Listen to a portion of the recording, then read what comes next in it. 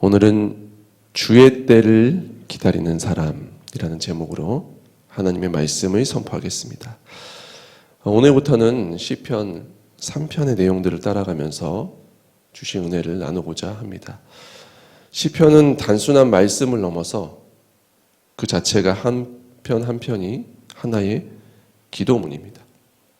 기도에도 들어가는 영적 길이 있고 시편은 이 기도의 길에 대한 가장 탁월한 영적 가이드북이라 할 수 있습니다. 시편의 말씀을 따라서 우리가 묵상하고 말씀을 따라서 기도할 때 우리는 그 시편 기자의 기도 영성을 따라 들어가게 되는 것입니다.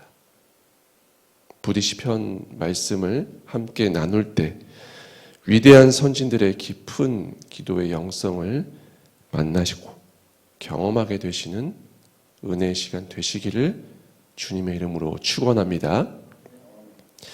오늘 73편 전체 내용을 보니까 시편 기자가 큰 시험 가운데 놓여 있다는 것을 발견할 수 있습니다.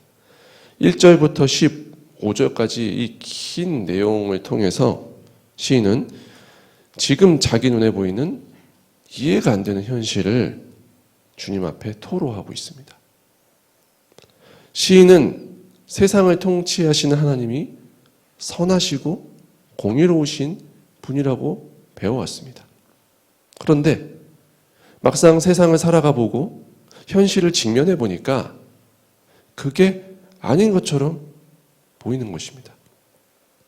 악인이 잘 되고 의인이 고난당합니다. 악인들은 자기 자신밖에 모르고 거만하게 살아가는데 그럼에도 불구하고 그들은 호의호식하고 심지어 끝까지 심판 없이 평안하게 죽음을 맞이하는 것처럼 보입니다. 그리고 하나님은 그들에게 아무런 심판도 가하지 않으십니다. 이런 상황을 시인이 신앙 안에서 어떻게 받아들여야 할지 너무나 큰 혼란을 계속해서 느꼈다는 것입니다. 자신은 하나님 안에서 거룩하고 정결하게 살아가려고 발버둥 치고 있습니다. 애쓰고 있습니다. 노력하고 있습니다. 그런데 현실이 좋아지기는커녕 갈수록 힘겨워지고 있습니다. 시인의 상황이. 형통하지가 않다고 느낍니다. 그래서 주는 하나님 앞에 솔직하게 고백하기를 이런 이해할 수 없는 상황을 계속 만나면서 그의 신앙과 믿음이 거의 실족할 뻔했다라고 고백을 하고 있는 것입니다. 사실 시인의 마음이 공감이 됩니다. 우리의 마음일 때가 많지요. 세상을 살면서 이 시인과 같은 불합리함과 이해가 되지 않는 상황들을 만나지 않으신 분은 없을 거라 생각이 됩니다. 우리가 맞이하는 현실이 성경에서 배운 것들과 맞지 않을 때, 그렇게 보일 때, 그래서 하나님의 약속이 힘이 없고 허공을 떠도는 것처럼 느껴질 때, 하나님의 세상을 통치하시고 다스리시면 대체 왜 이런 일들이 생기는 것일까? 그리고 왜 주님은 가만히 계실까? 그렇게 시험이 찾아오고 믿음의 근본이 요동칠 때, 그런 모든 이해할 수 없는 상황을 우리는 어떻게 이해하고 받아들여야 할까요? 그리고 답을 얻기 위해서는 우리가 무엇을 해야 할까요? 오늘 말씀의 17절을 다 함께 다시 한번 봉독해 보겠습니다. 시작. 하나님의 성소에 들어갈 때야 그들의 종말을 내가 깨달았나이다. 이 모든 것의 답을 시인이 지금 어디서 얻었다고 합니까? 하나님의 성소에 들어갈 때야. 그 때가 될 때. 즉 하나님을 인격적으로 만났을 때, 주님이 당신을 드러내셨을 때 시인은 지금까지 고통 속에 몸부림치며 씨름했던 그 모든 의문들에 대한 답을 얻게 되었노라고 고백하고 있습니다. 악인이 형통하고 의인이 고통받는 것처럼 보일 때, 이해가 안 되는 불의한 현실을 만날 때, 그래서 하나님의 뜻을 모르겠고 의문과 의심이 가득해질 때, 사랑하는 성도님들, 우리가 고민해서 답을 얻을 수 없습니다. 문제 해답은 주님께 있는 것입니다. 문제를 해결할 힘 우리에게 있을까요? 없습니다. 능력? 없습니다. 지혜? 없습니다. 우리에게 없습니다. 주님 앞에 나아갈 때, 주님을 만날 때 우리는 답을 얻을 뿐 아니라 단순한 답 그 이상 길과 진리와 생명을 만나게 된다는 것입니다. 주님이 답입니다. 맞습니다. 그런데 오늘 우리가 함께 나누고자 하는 것은 이게 아니죠. 오늘의 문제는 뭐죠? 주님이 당장 우리의 삶에 그래서 보면 개입을 하시고 문제를 해결해 주시면 참 좋겠지만 그렇지 않은 게 오늘 시인이 문제라는 거잖아요. 오늘 시인이 가진 불만이 그것이라는 것입니다. 아주 오랫동안 시인은 이런 불합리하고 이해가 안 되는 현실을 바라보면서 견뎌야만 하는 시간들이 있었습니다. 견뎌야 했습니다. 본문 4절의 말씀을 한번 함께 보시겠습니다. 제가 읽겠습니다. 그들은 죽을 때에도 고통이 없고 그 힘이 강건하며. 시인이 지금 뭐라고 얘기하고 있죠? 악인들이 그 악행에도 불구하고 형통하게 살 뿐만 아니라 평안하게 죽는 모습까지도 시인이 본 것입니다. 그러니까 모르긴 몰라도 꽤 오랜 시간이었을 것입니다. 그 오랜 시간 동안 하나님은 시인에게 그의 눈에 보이는 이해가 안 되는 현실에 대해서, 불합리한 상황에 대해서 딱히 말씀하지 않으셨습니다. 그래서 그가 참 괴로웠다고 얘기합니다. 신앙 자체가 무너져 내릴 만큼 시험의 과정이 있었다는 것입니다. 그런데 시인이 참 잘한 게 하나 있었다는 거예요.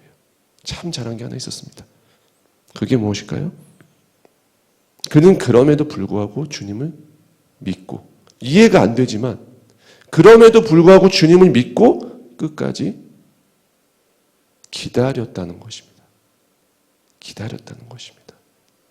많은 사람들이 오늘의 상황만 보고, 지금 상황만 보고 하나님을 원망하고 불평하고 섣불리 자기 생각으로 행동하고 심지어 주님을 떠나갈 때, 하나님은 없다라고 외칠 때, 시인은 비록 하나님 앞에 불평하고 따져 물었을지언정 주님 안에서 씨름하고 주님 안에서 반문하고 주님 안에서 의문을 가지고 하나님 앞에 계속해서 섰다는 것입니다.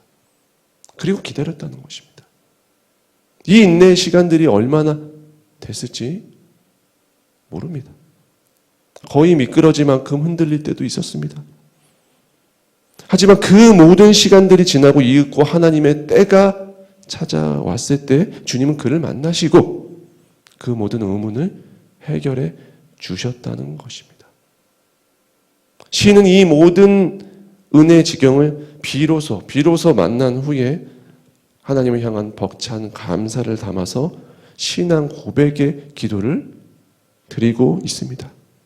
이 시인의 마음을 생각해 보면서 오늘 본문 23절에서 28절의 말씀을 함께 고백해 보겠습니다. 23절에서요 28절의 말씀 다 함께 읽겠습니다. 시작. 내가 항상 주와 함께하니 주께서 내 오른손을 붙드셨나이다. 주의 교훈으로 나를 인도하시고 후에는 영광으로 나를 영접하시리니 하늘에서는 주 외에 누가 내게 있으리요 땅에서는 주밖에 내가 사모할 리 없나이다. 내 육체와 마음은 쇠약하나 하나님은 내 마음의 반석이시요 영원한 분기이시라. 무릇 주를 멀리하는 자는 망하리니 음녀같이 주를 떠난 자를 주께서 다 멸하셨나이다. 하나님께 가까이 함이 내게 복이라. 내가 주 여호와를 나의 피난처로 삼아 주의 모든 행적을 전파하리이다. 이것입니다. 사랑하는 성도님들, 오늘 내가 맞이하는 현실은 적박꿀이 흐르는 가나안이 아니고 척박한 광야일 수 있습니다. 이스라엘 백성들이 40년 광야 생활을 했듯이 그 시간이 얼마나 걸릴지 우리는 알지 못합니다. 그래서 우리는 때로는 초조하고 때로는 분통이 터질 수도 있고 낙담할 수도 있습니다. 시험당할 수도 있습니다. 그러나 사랑하는 성도님들, 인내를 온전히 이루시는 믿음의 자녀 되시기를 주님의 이름으로 축원합니다. 주님의 때는 오고야 말 것입니다. 주님의 때는 오고야 말 것입니다. 악인들은 반드시 그에 합당한 값을 치를 것입니다. 설사 이 땅에서가 아니더라도 주님은 모든 것을 기억하시고 심판대에서 그 모든 일의 과부를 따지실 것입니다. 그 일은 반드시 장차 일어나게 될 것입니다.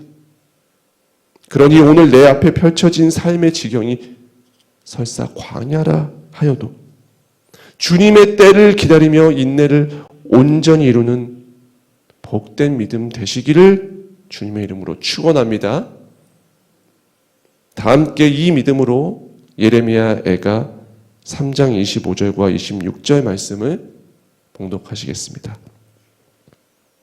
다 함께 읽겠습니다. 시작. 사람이 여호와의 구원을 바라고 잠잠히 기다림이 좋도다.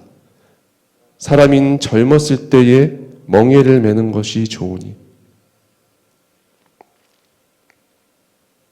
이것이 저와 성도님들 모두의 신앙 고백이 되시기를 주님의 이름으로 간절히 축원합니다. 부디 불합리한 오늘에 잠식되지 마시고 매몰되지 마시고 눈을 들어 주님이 보여주신 그 약속을 바라보시고 상황에 흔들리지 아니하시고 믿음으로 서시기 바랍니다. 오늘 나에게 주어진 상황이 무엇이든지 주님이 합력해서 선을 이룰 것이라는 믿음으로 인내를 온전히 이루는, 그리하여서 하나님의 놀라운 응답을 만나는 복된 성도님들의 걸음걸음 되시기를 주님의 이름으로 간절히 축원합니다.